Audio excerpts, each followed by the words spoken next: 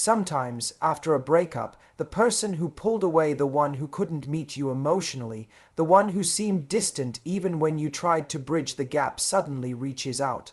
They say something like, "I still want to be friends," and in that moment it feels confusing. Because a part of you might still crave connection. You might think, maybe this is a chance to rebuild something. But here's what you need to understand. When an avoidant offers you friendship after a breakup, it's not always about closeness, it's often about comfort. Avoidant people tend to struggle with emotional intimacy. They want connection, but only in doses they can control. So when they suggest friendship, it's often their way of saying, "I still want you close enough that I don't have to miss you, but not so close that I feel vulnerable." They want the emotional reassurance of your presence without the responsibility of your heart. It's not cruelty, it's a pattern of self-protection. But if you're the one who loved deeply, if you were the one constantly trying to hold the relationship together, stepping into that friendship can feel like stepping back into the same cycle that broke you. You see, friendship after a breakup can only work when both people have healed, when both have clarity about what they want. But if your heart still beats faster when their name lights up your phone, if you still replay old moments hoping they'll change, then friendship isn't healing itself. Sabotage. You deserve peace, not proximity.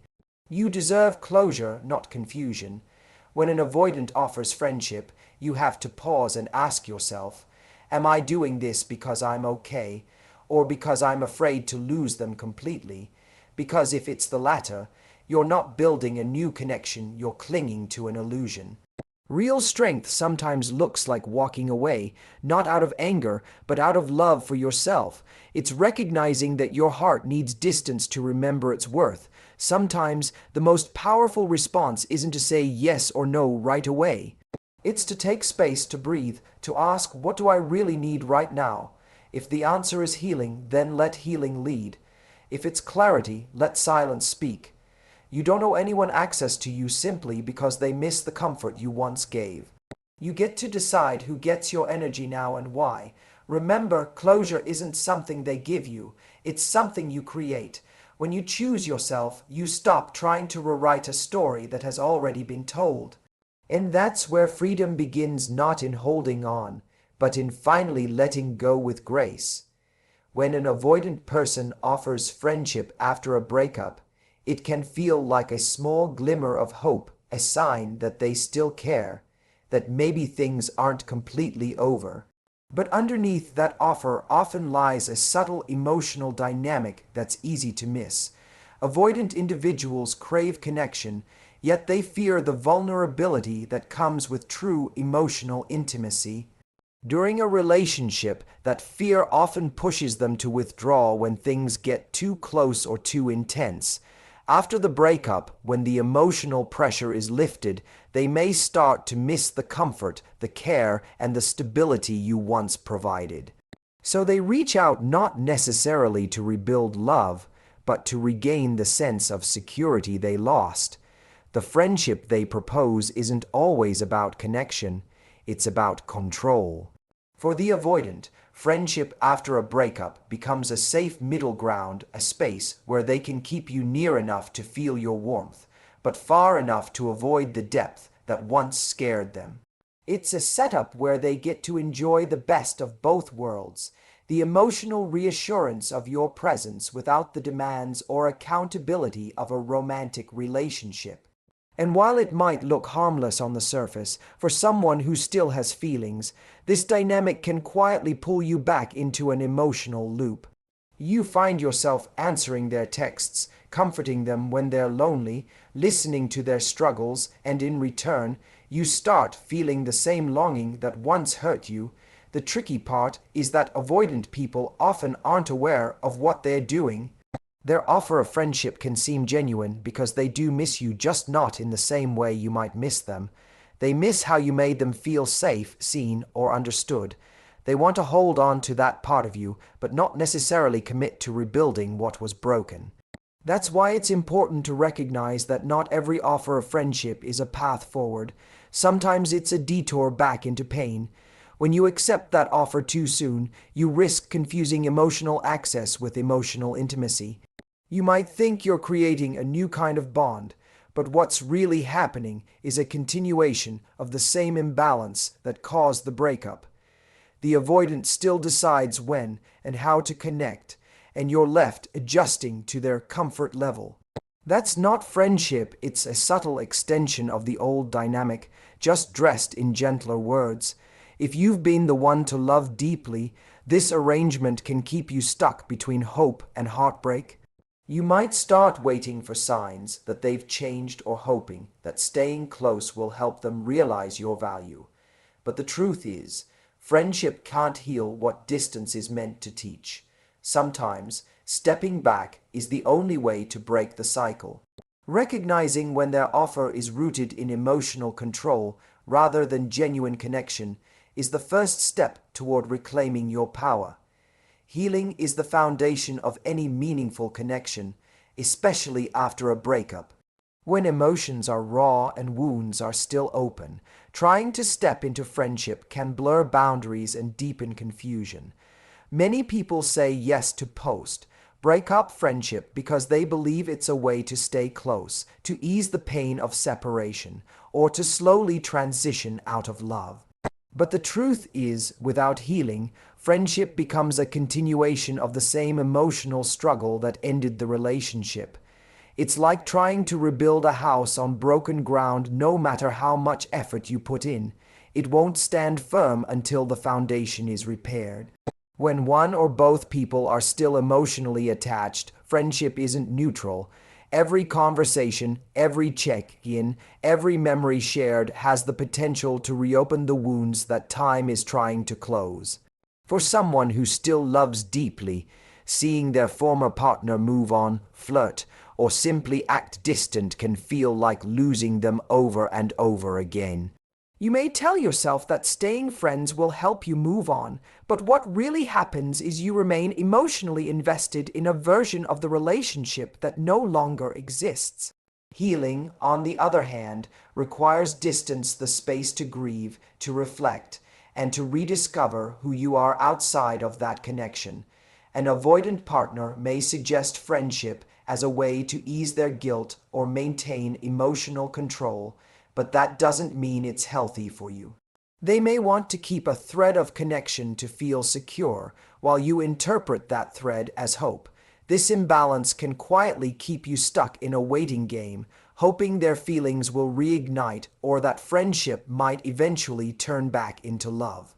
But friendship isn't supposed to be a second chance at romance. It's a new dynamic built on acceptance and detachment. Without healing, that's almost impossible to achieve. True healing isn't about forgetting them or pretending the love didn't matter. It's about reaching a place where their presence no longer dictates your peace. You can't get there while you're still emotionally entangled, still reading between the lines of every message, or still measuring your worth through their attention. That's why distance isn't cruelty, it's compassion for yourself, it's giving your heart permission to breathe again. Only when you've processed your emotions, the love, the hurt, the disappointment, can you meet them as a friend without hidden expectations or pain. If friendship ever becomes possible, it will come naturally after both hearts have healed and found clarity. Until then, protecting your space isn't selfish, it's essential. Healing doesn't mean closing your heart. It means choosing peace over proximity. It means understanding that some connections need time apart to transform, and that your first responsibility is not to preserve the bond, but to preserve yourself. When you honor that truth, you give both people the best chance to grow separately and maybe someday genuinely as friends. There comes a point after a breakup when you have to choose what truly serves your peace, and often that choice looks like walking away. It's not about punishing the other person or proving a point. It's about recognizing that your emotional well-being cannot survive in an environment that keeps reopening old wounds.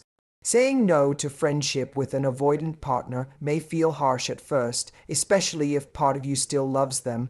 But love without boundaries quickly becomes self-abandonment. Sometimes the bravest thing you can do is to let go, even when your heart still wants to hold on. In relationships with avoidant individuals, the dynamic often revolves around distance and pursuit. You reach out, they pull back. You try to fix, they retreat. This push and pull pattern creates a cycle of hope and disappointment that leaves you emotionally drained. After the breakup, when they offer friendship, it can seem like a small step toward reconnection, a way to stay in each other's lives without pressure. Yet, for the person who gave more emotionally, that offer can quietly reopen the same imbalance. The avoidant still sets the pace, still decides how much closeness feels comfortable, and you find yourself adapting again just to keep them around. Walking away becomes necessary when you realize the friendship they're offering serves their comfort, not your healing. Real love doesn't ask you to shrink yourself to fit someone else's fears. It doesn't ask you to be available on their terms while ignoring your own needs. By stepping back, you send a powerful message not to them, but to yourself that your worth isn't measured by who stays in your life, but by how you protect your heart. Letting go isn't about giving up. It's about giving yourself back the energy you kept investing in someone who couldn't meet you fully. At first, choosing distance can feel lonely. You may wonder if you're being too cold or if you should have tried harder. But clarity often comes in silence. When you step away, you begin to see the situation without emotional fog. You start noticing how much peace returns when you're no longer anxiously waiting for their texts or trying to decode mixed signals. What once felt like love now looks like attachment, a longing to be chosen by someone who wasn't capable of giving you what you needed. And when that realization sinks in, walking away starts to feel less like loss and more like liberation. It takes courage to say, I deserve better than halfway love. It takes strength to honor your heart enough to leave what feels familiar but unhealthy. Sometimes love means stepping back so both people can grow separately. And in that space, you discover something far more powerful than their approval, your self-respect. Because when you choose peace over pain, you don't lose love. You simply return it to where it belongs within yourself. Clarity is one of the most powerful gifts you can give yourself after a breakup, especially when an avoidant partner offers friendship. It's easy to mistake that offer as a sign of progress, to believe it means they care or want to rebuild something. But before you accept, you have to pause and ask yourself why you're saying yes. Are you seeking a genuine friendship based on mutual respect and emotional balance, or are you holding on because the thought of losing them completely feels unbearable? That distinction is everything. Clarity isn't about overthinking. It's about being radically honest with yourself about your motives and your emotional state. Without that honesty, you risk slipping back into the same cycle that once left you hurt. Avoidant individuals often extend the idea of friendship to maintain emotional safety. It allows them to keep a sense of connection without facing the vulnerability that comes with romance. But for someone who loved deeply, that friendship can feel like a lifeline, a small thread of hope that maybe things will change. In truth, though, it often keeps you tethered to uncertainty. You find yourself waiting for signs, reading into every message, and trying to interpret what their words really mean. This constant state of questioning keeps you emotionally stuck, living between what was and what might be rather than what is. That's why clarity matters, because it cuts through illusion. When you're clear about your needs, you stop settling for crumbs of attention and start honoring your emotional capacity. You recognize that friendship cannot be healing if it comes from a place of longing. You understand that genuine connection requires balance, and that can't exist when one person is seeking comfort while the other is still searching for closure. Clarity gives you the courage to step back, even if your heart resists, because you see that your peace cannot coexist with confusion. Choosing clarity over comfort isn't easy, It often means confronting painful truths that the person you love may not be ready for the kind of relationship you need, that staying close might delay your healing, and that letting go is sometimes the most loving thing you can do for yourself. It's human nature to cling to what feels familiar, even when it hurts, but clarity helps you see beyond that impulse. It reminds you that comfort is temporary, while confusion can become a pattern. When you act from clarity, you stop chasing potential and start honoring reality. You no longer need their approval to validate your worth or their attention to soothe your loneliness. You make decisions that serve your growth, not your fears. And in doing so, you create space for something healthier, whether that's genuine friendship in the future or the freedom to meet someone who can match your heart's capacity now. Clarity doesn't take love away, it simply directs it where it will be valued. Closure is something many people wait for after a breakup, that final conversation, that apology, that moment of understanding that ties everything together. But the truth is, closure rarely comes from the person who hurt you or walked away. It's something you create for yourself when you decide to stop seeking answers in someone else's choices and start finding peace within your own. When an avoidant partner offers friendship, it can feel like an opportunity to gain that closure, to stay connected long enough to finally understand what went wrong, or to feel validated for the love you gave. But that path often leads to more confusion than clarity, because closure and continued attachment cannot exist in the same space. Avoidant individuals tend to avoid emotional depth, not out of malice but out of discomfort. They struggle to express their feelings openly or take responsibility for emotional disconnection. So when they offer friendship, it might be their way of easing tension or guilt rather than truly repairing what was broken. You might hope that staying close will give you insight or help them see your value. But in reality, you remain caught in the same imbalance, you giving more, they staying guarded. True closure doesn't come from revisiting that dynamic. It comes from stepping back and acknowledging that you may never receive the explanation or validation you deserve, and that's okay. Choosing yourself after a breakup means reclaiming your emotional power. It's about understanding that your healing isn't dependent on their remorse or recognition. When you stop chasing closure from them, you begin to create it from within through acceptance, reflection, and forgiveness. Acceptance doesn't mean you approve of what happened. It means you've decided to stop letting it define you. Reflection helps you see your role, your growth, and what you've learned about love and boundaries. And forgiveness, when it comes, is not for them, it's for your peace. It's releasing the resentment that keeps you tied to a version of the past that no longer serves you. You may feel tempted to hold on to friendship as a way to ease the pain, but closure requires space, emotional, mental, and sometimes physical. It's in that distance that you start to see things clearly, the lessons, the patterns, the parts of you that grew stronger because of what you endured. You begin to understand that some endings are not punishments but redirections away for life to guide you towards something healthier, deeper, and more aligned with your worth. When you choose closure from within, you no longer wait for someone else to give you peace. You create it by honoring your truth and letting go with grace. You start to see that not every story needs a reunion or a friendship to end beautifully. Sometimes beauty lies in the quiet strength of walking away, in the courage to trust that healing is not found in what you hold on to, but in what you release. In the end, healing after an avoidant relationship is about reclaiming your peace and remembering that love should never cost you your clarity, dignity, or self-worth. Walking away isn't weakness, it's wisdom, a choice to honor what your heart truly deserves instead of settling for half connections.